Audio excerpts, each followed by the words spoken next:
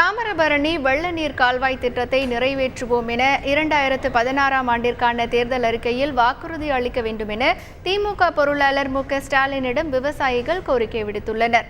நமக்கு நாமே விடியல் மீட்பு குழு பிரச்சார திட்டத்தின் கீழ் நெல்லை மாவட்டம் பணங்குடி வள்ளியூர் பகுதி மக்கள் மற்றும் விவசாயிகளை சந்தித்து குறைகளை கேட்டறிந்தார்.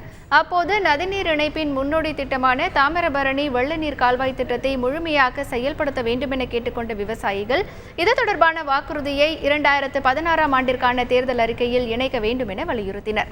இது தொடர்பாக மு க ஸ்டாலினிடம் அவர்கள் கோரிக்கை மனு ஒன்றையும் வழங்கியுள்ளனர்.